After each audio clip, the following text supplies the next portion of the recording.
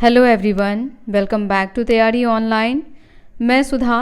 आज के इस वीडियो में हम कक्षा 9वीं की हिंदी पाठ्य पुस्तक क्षितिज भाग 1 का 9वां अध्याय करने वाले हैं, जिसमें कबीरदास जी द्वारा लिखित साखियाँ एवं शब्द दिए गए हैं।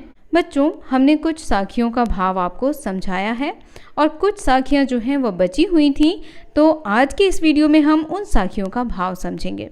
तो चलिए देर न करते हुए साखियों को पढ़ते हैं, साथ ही कठिन शब्दों के अर्थ जानेंगे और भावार्थ समझेंगे। साखी हमारा है, हिंदू मुआ राम कही, मुसलमान खुदाई, कहे कबीर सो जीविता, जो दुहु के निकट न जाई। तो सबसे पहले कठिन शब्दों के अर्थ समझिए बच्चों। यहाँ पर जो शब्द कहा गया है मुआ, देखिए मुआ शब्द का अर्थ होता है मर गया। मुआ शब्द का अर्थ है मर गया। दूसरा शब्द है सोजीविता, जिसका अर्थ होता है बच्चों वही जीता है। यहाँ इसका अर्थ भी मैं लिखते जा रही हूँ ताकि आप जो हैं इसे नोट कर सके। सोजीविता मतलब वही जीता है। और उसके बाद देखिए यहाँ पर एक शब्द और है दुहु। ये देखिए दुहु, दुहु मतलब क्या होता है? दुहु मतलब होता है दोनों। दुहु मतलब दोनों, क्योंकि यहाँ पे कबीरदास जी जो हैं वह हिंदू और मुसलमान दोनों के बारे में कह रहे हैं, तो इसीलिए उन्होंने दुहु शब्द का प्रयोग किया है। निकट मतलब आप जानते ही होंगे, नज़दीक या पास, जाई यानी जाना। तो अब यहाँ देखिए कबीरदास जी कहते हैं कि हिंदू मुआ राम कही, मुसलमान खुदाई। कहते हैं कि हिंदू जो है वह राम राम रटते रटते और मुसलमान खुदाई खुदाई करते हुए मर गया। कहे कबीर सो जीविता, और कबीरदास जी कहते हैं वही जीता है जो दुहु के निकट न जाए। अब देखिए इसका भाव इस प्रकार से नीचे दिया गया है, समझिए इसे। निराकार ब्रह्म की उपासना की सीख देते हुए कवि कहता है कि हिंदू राम का जाप करते हुए तथा मुसलमान खुदा की बंदगी करते हुए मर मिटे। आने वाली पीढ़ी के लिए कट्टरता छोड़ गए। वास्तव में राम और खुदा तो एक ही है। कवि के अनुसार जो राम और खुदा के चक्कर में न पड़कर प्रभु की भक्ति करता है वही सच्चे रूप में जीवित है और सच्चा तान प्राप्त करता है, यानी वही व्यक्ति ईश्वर को प्राप्त करता है। कावा फिरा काशी भया, राम ही भया रहीम, मोट चून मैदा भया, बैठी कबीरा जीम। अब कठिन शब्दों के अर्थ समझिए बच्चों। हम सभी जानते हैं कावा जो है वह मुस्लिमों का पवित्र तीर्थ स्थल है, और काशी जो है वह हिंदुओं का पवित्र तीर्थ स्थल है ना। और कबीरदास जी यहाँ कहते हैं कि कावा फिरी काशी भया, यानी उनके लिए कावा और काशी दोनों एक ही है, राम और रहीम दोनों एक ही है। मोट चून मैदा भया। अब यहाँ देखिए मोट चून, ये शब्द जो है इसे समझिए। मोट चून मतलब क्या होता है? मोट यानी कि मोटा, मोट मतलब मोटा, और चून मतलब होता है आटा। तो यहाँ पर कह रहे हैं कबीरदास जी कि मोट चून क्या हो गया? मैदा हो गया। बैठी कबीरा जीम। अब ये शब्द जो जीम है यहाँ पर, ये कठिन लग रहा होगा आपको।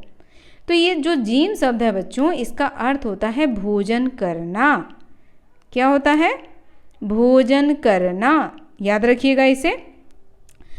तो कबीरदास जी कहते हैं कि जब राम रहीम हिंदू मुसलमान के भेदभाव से ऊपर उठ गया तो मेरे लिए काशी और कावा क्या हो गया? दोनों एक ही। और कहते हैं कि मन की जिस कलुषता के कारण, मन में जो दुर्भावनाएं हैं उसके कारण जो हमें ये मोटा चून कैसा दिख रहा है? मैदे की तरह दिख रहा है, यानी बारीक मैदा जिसे हम आराम से खा रहे हैं, है ना।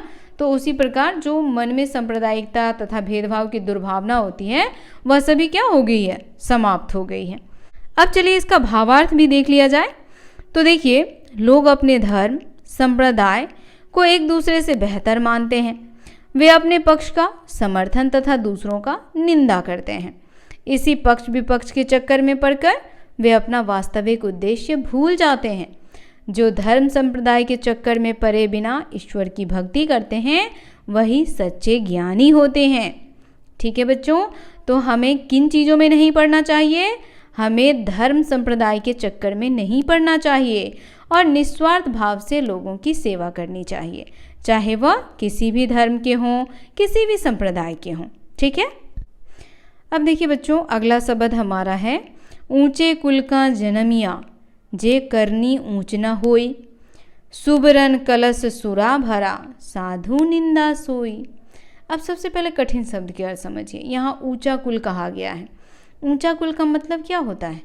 यहाँ ऊंचे कुल का कहने का अर्थ होता है बच्चों अच्छा खानदान, अच्छा खानदान। ठीक है, ये हो गया आपका ऊंचा कुल। और यहाँ जन्मिया यानी कि पैदा होना, जन्मिया शब्द का अर्थ क्या होगा? जन्म लेना। और यहाँ देखिए करनी ऊंची ना होई, तो करनी मतलब क्या होता है? कर्म होता है। करनी मतलब क्या होता है? कर्म। शब्दों को ध्यान से देखिए और समझिए। सुबरन, अब एक शब्द है सुबरन। सुबरन मतलब क्या होता है? तो सुबरन मतलब होता है बच्चों सोने का। क्या होता है? सोने का, इसे कहते हैं सुबरन। सूरा, सूरा मतलब होता है शराब। और कलश तो आप लोग जानते ही हैं, कलश मतलब क्या होता है? घड़ा होता है। सूरा मतलब क्या होता है? शराब। देखिए ये हो गया सूरा शब्द का अर्थ। और यहाँ निंदा शब्द का अर्थ होता है बुराई, किसी की निंदा करना, किसी की बुराई करना। और सोई, सोई शब्द का अर्थ होता है उसकी, उसकी। अब इसका भाव समझिए।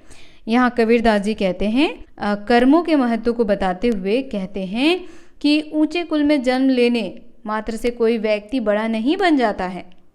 इसके लिए हमें अच्छे कर्म करना पड़ता है। मान लीजिए कोई ऊंचे कुल में जन्म लिया लेकिन उसका कर्म ही अच्छा नहीं है, तो क्या वो महान होगा? नहीं।